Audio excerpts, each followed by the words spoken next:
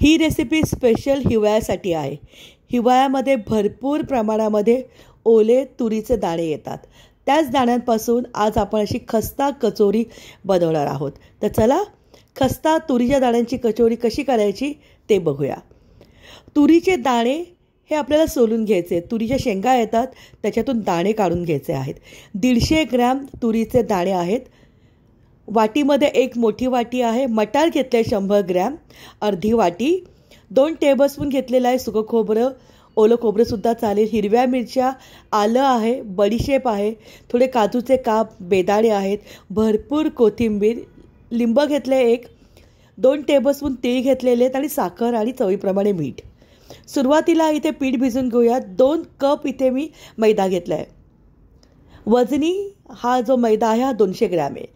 1 teaspoon त्याच्यामध्ये घातलेला आहे ओवा, चवीप्रमाणे मीठ घातलेलं आहे। सगळं नीट मिक्स करून घेतलेलं आहे आणि यामध्ये पातळ 2 टेबलस्पून तूप घातलेलं आहे। तुपाच्या जागी तुम्ही तेल घातलं तरी सुद्धा चालेल।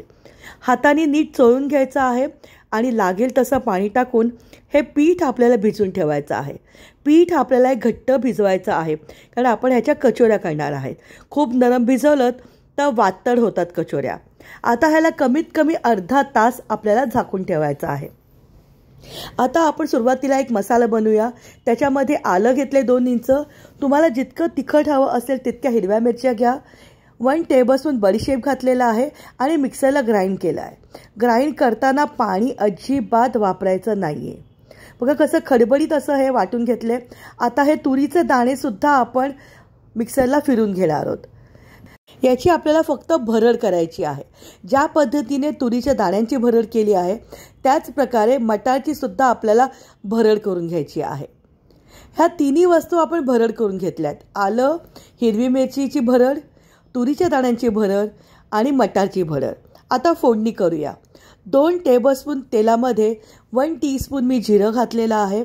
त्याच्यामध्ये अर्धा चमचा मी हिंग घातलेला आहे आणि आत्ता आपण जे आलं आणि हिरव्या मिरच्यांची पेस्ट केली होती ती आपल्याला खमंग परतून घ्यायची आहे। 2 टेबलस्पून पांढरे तीळ घातलेत। किचनमध्ये असा खमंग वास आला पाहिजे मसाल्यांचा। 1 टीस्पून गरम मसाला घातलेला आहे। आता आपण जी भरड केली होती ज्याच्यामध्ये तुरीची डाळ होती, त्याच्यामध्ये मटार होते, ते टाकून घेऊया। 2 टेबलस्पून त्याच्यामध्ये मी घातलेलं आहे सुकं खोबरं, काजू, बेदाणे, 1 टीस्पून साखर, चवीप्रमाणे मीठ। आता हे नीट मिक्स करून घ्यायचं आहे। स्लो फ्लेमवरती आपल्याला कमीत कमी 15 ते 20 मिनटं याला शिजून घ्यायचं आहे।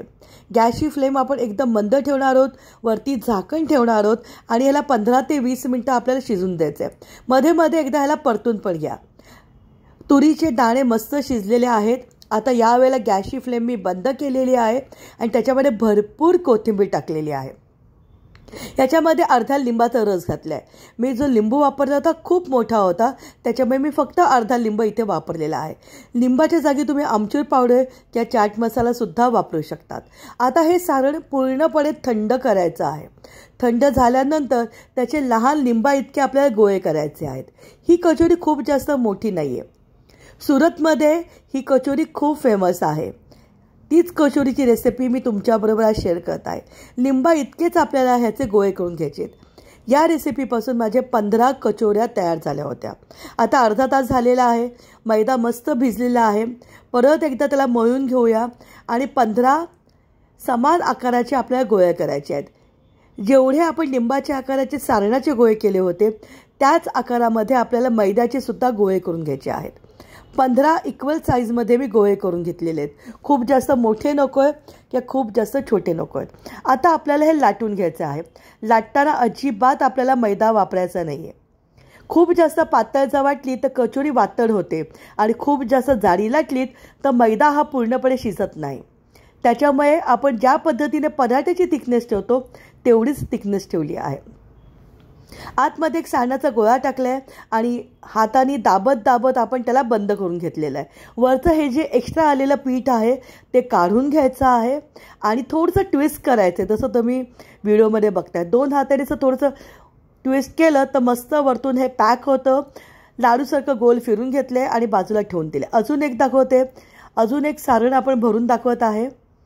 खूप पातळ लाटायचं नाही आहे तर वातड होते, खूप जास्त जाडी पण नको आहे. आतमध्ये सारण भरले, अंगठ्याने दाबत दाबत त्याला पूर्णपणे वरतून बंद करून घेतलेला आहे. एक्स्ट्राचा मैदा दाबून काढून टाकायचा आहे. हलकंसं वरतून ट्विस्ट करायचं असं चॉकलेटच्या रॅपिंगसारखं आणि वरतून सील करायचं आहे. या जेव्हा तुम्ही सगळ्या कचोऱ्या करणार त्या झाकूनसुद्धा ठेवायच्या आहेत. तेल मंद आचेवरती गरम केलेलं आहे. आता तयार कचोरी ह्याच्यामध्ये सोडूया. मंद आचेवरतीच आपल्याला ही कचोरी तळणं गरजेचं आहे. लक्षात घ्या, गॅसची फ्लेम सुरुवातीपासून शेवटपर्यंत ही मंद आचेवर होती. कचोरीचा खरपूस रंग येईपर्यंत आपण त्याला तळून घेणार आहोत. जर तुम्ही फास्ट किंवा मीडियम गॅसवर तळली तर बाहेरून तर ती मस्त खरपूस होईल, पण आतून हा मैदा कच्चा राहील. त्याच्यामुळे मस्त असा खरपूस गोल्डन कलर येईपर्यंत आपण कचोरी तळून घेणार आहोत. खमंग कुरकुरीत खस्ता अशा आपल्या तुरीच्या दाण्यांच्या कचोऱ्या तयार झालेल्या आहेत. तसं मी आत्ताच सांगितलं, सुरतमध्ये ह्या कचोऱ्या खूप जास्त फेमस आहेत. या कचोरी तुम्ही सॉसबरोबर, हिरव्या चटणीबरोबर किंवा तळलेल्या मिरच्यांबरोबर सर्व करू शकतात. सुरुवातीपासून शेवटपर्यंत गॅसची फ्लेम ही मंदच ठेवायची आहे. थोडा जास्त वेळ लागेल, पेशन्सचं काम आहे, पण गॅस अजिबात मीडियम करायचा नाही आहे. जर तुम्हाला आमचे यूट्यूब चॅनल खाद्यजत्रेचे व्हिडिओ आवडत असतील तर माझ्या चॅनलला लाईक करा, व्हिडिओला जास्तीत जास्त शेअर करा आणि आजचा हा व्हिडिओ तुम्हाला कसा वाटला हे नक्की कमेंट बॉक्समध्ये सांगा. ह्या ज्या कचोऱ्या आहेत ह्या रूम टेम्परेचरवरती 3 ते 4 दिवस सहज टिकतात. कुठल्याही पिकनिकसाठी तुम्ही याला घेऊन जाऊ शकतात.